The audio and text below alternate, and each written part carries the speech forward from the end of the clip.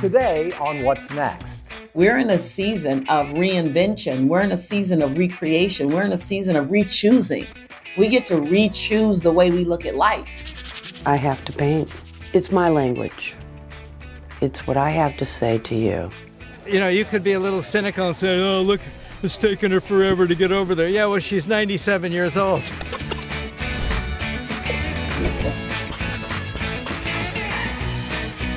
Hello and welcome back to What's Next. I'm Mark Middleton, back with your weekly shot of inspiration, your reminder that it's passion that powers us forward and purpose that helps us navigate the way. You know, it's easy to get discouraged as we grow older. Our ageist culture leads us to believe that the best days and the best years are now behind us. It's the voice in our head telling us we've had our time, it's too late. But our time, as it always has been and always will be, is now. And the question we all have to ask ourselves is, what are we going to do with it? The now is always filled with opportunity and possibility.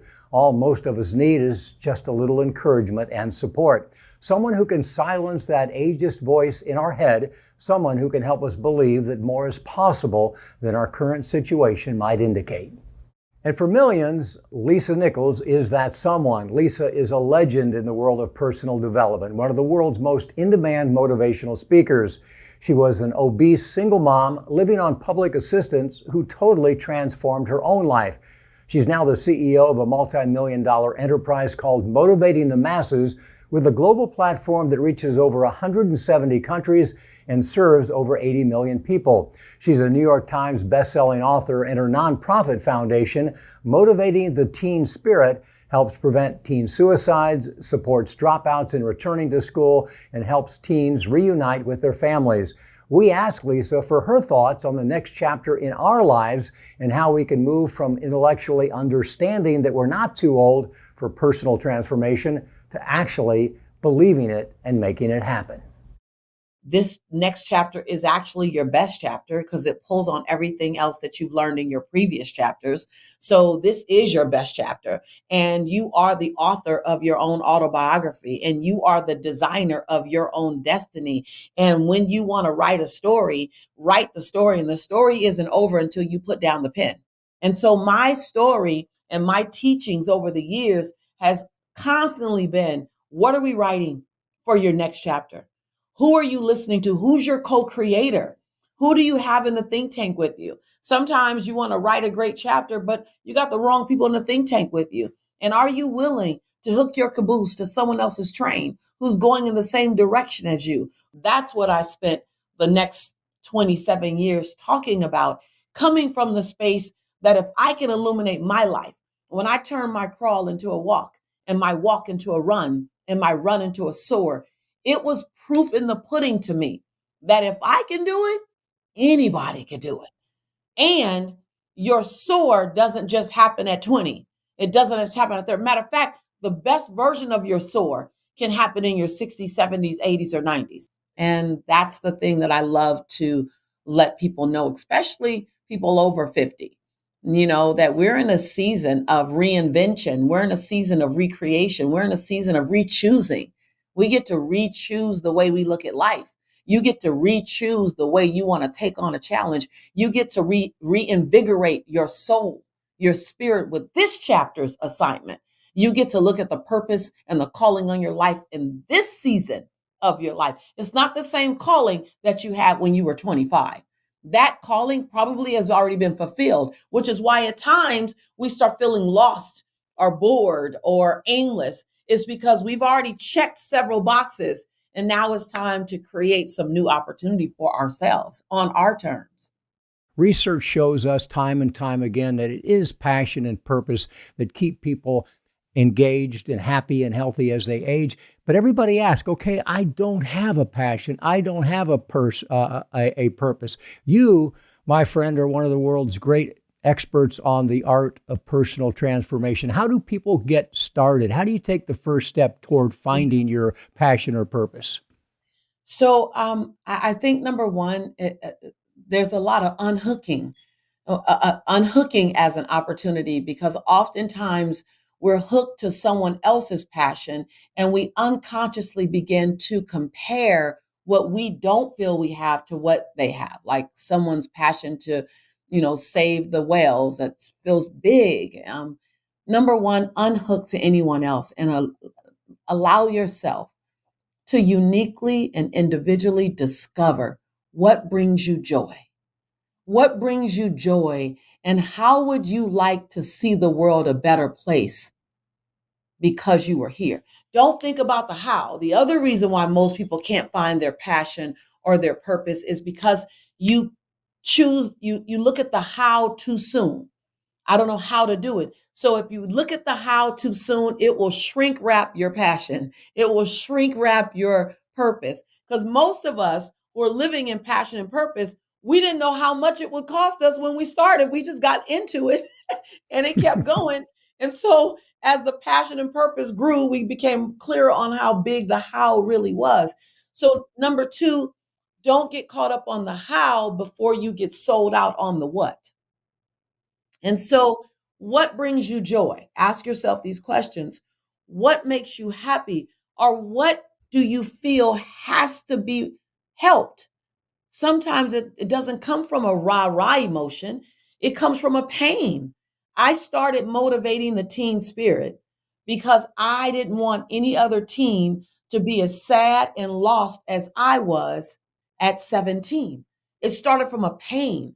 I was suicidal at 19, and I have an amazing mom and an amazing dad, and I didn't want any other teen to feel that lost with a supportive environment. So I launched Motivating the Teen Spirit. 27 years later, we're now doing teen summer camps for 5 days for families and teens.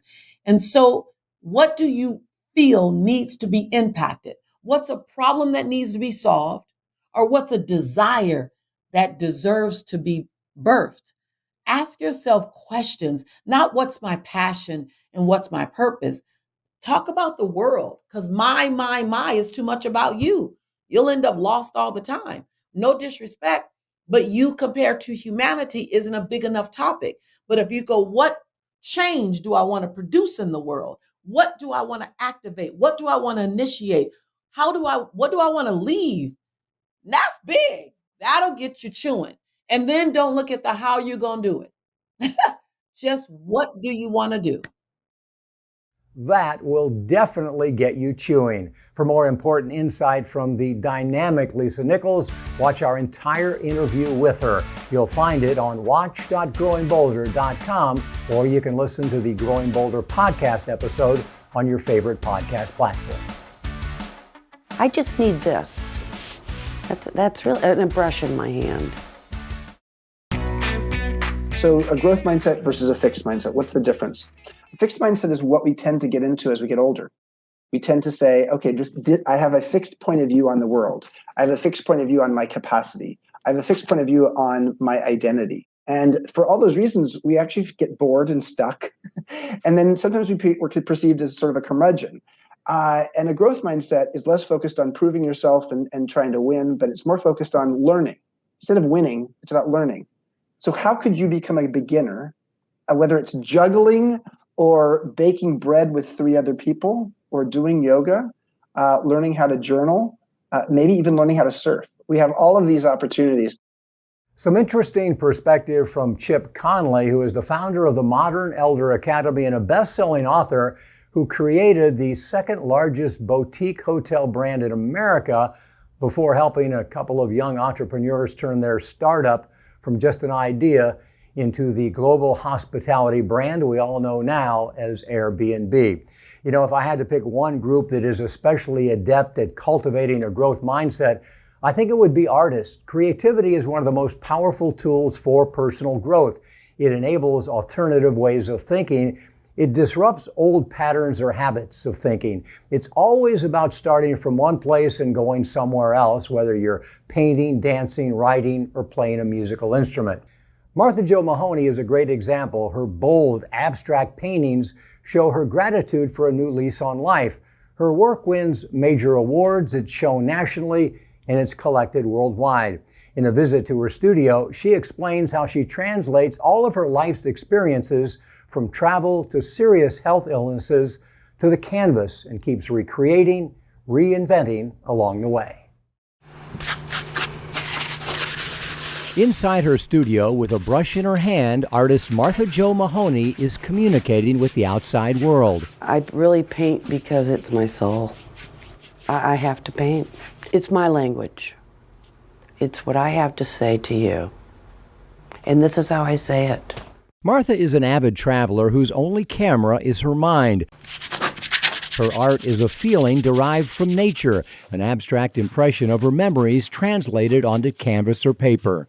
This is called snorkeling, so I like to snorkel, obviously. Like most accomplished abstract painters, Martha has the technical expertise to paint realistic landscapes or portraits, but it's the challenge of abstraction that draws her into the studio every day. In about 1995, I started abstracting, and once I abstracted, I never went back, never looked back.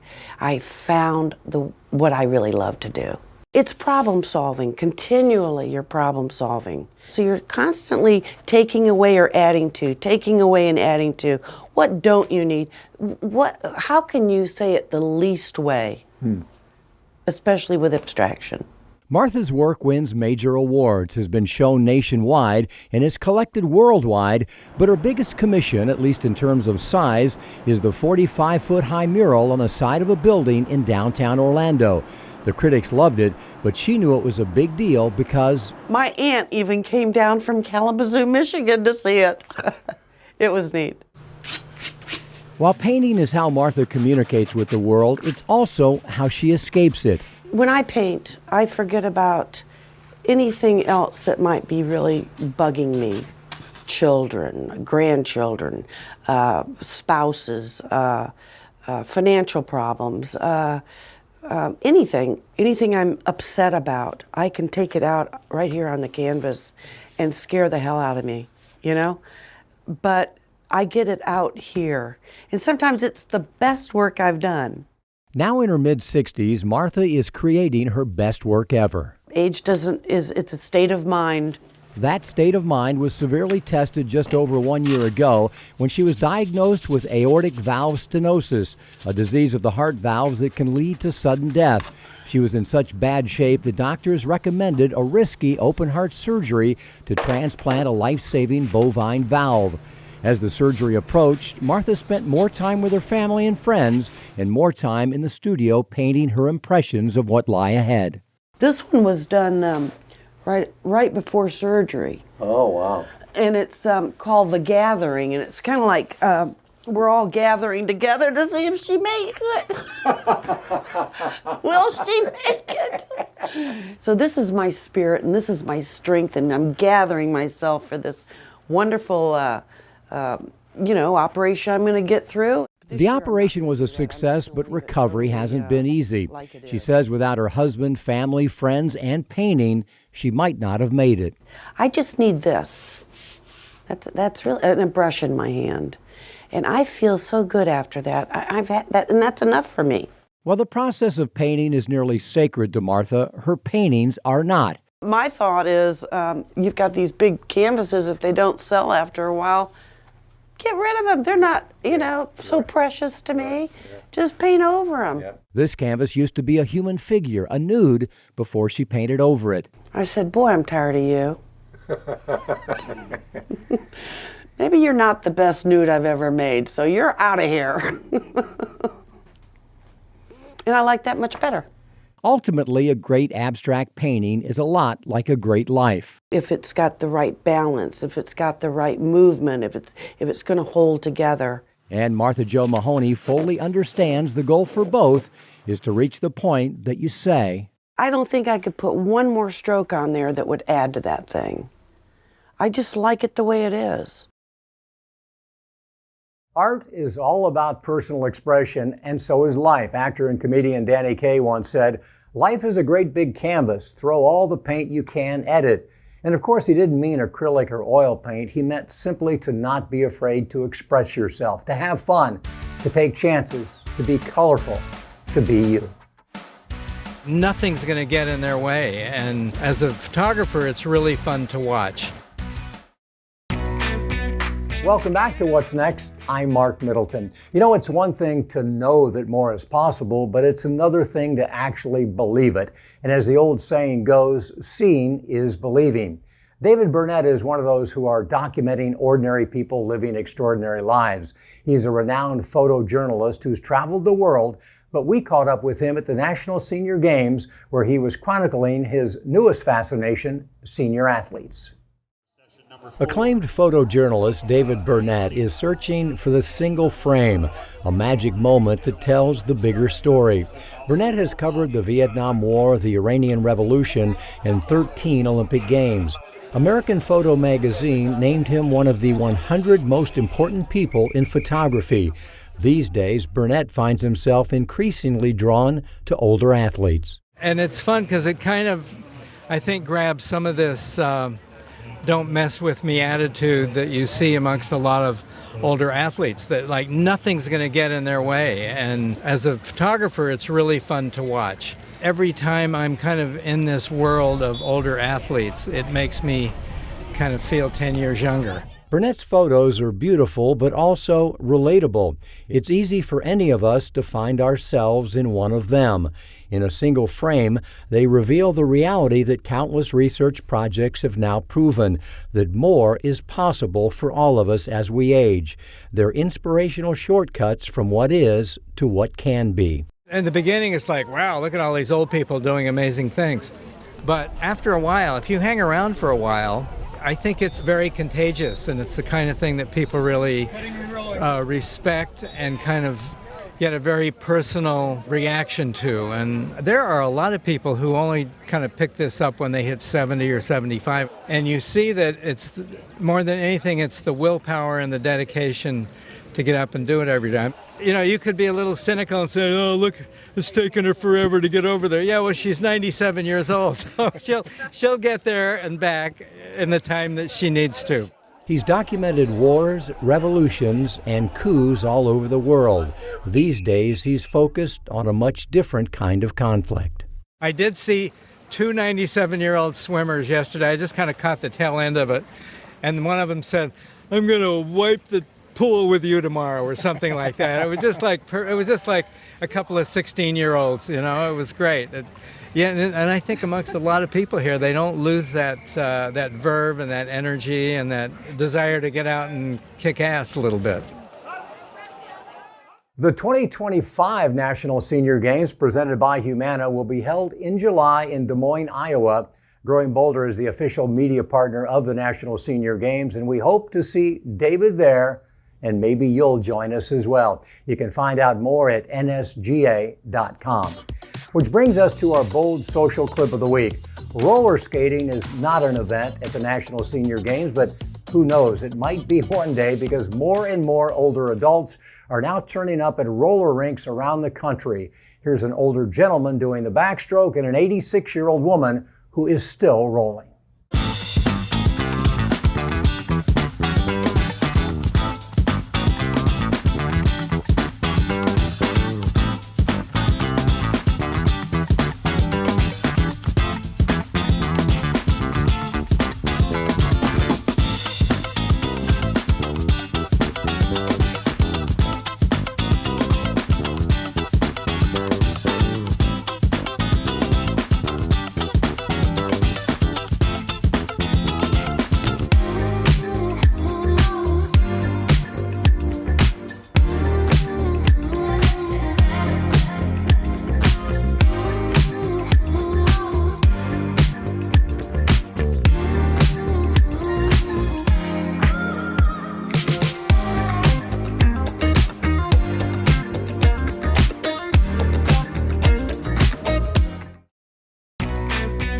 Welcome back to What's Next. Are you part of the ever-expanding Growing Boulder community online? You can watch inspiring stories, shorts, and interviews at watch.growingboulder.com.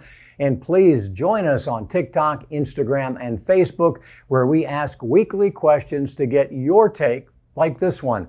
What challenges have you faced recently when learning something new, and how did you overcome them? Here's what we've learned today. Embrace the challenges. Be grateful for them, Because the challenges are what give learning anything new its meaning. The challenges are what make us stronger and make us more resilient. The challenges are what lead to growth. The challenges are, in fact, the reward. So don't let the challenges, the setbacks, keep you from trying and from continuing to try. Just keep moving forward and enjoying the process. Remember, as Lisa Nichols said, don't worry about the how, hold tight to the why, because that's growing bolder. We'll see you next time.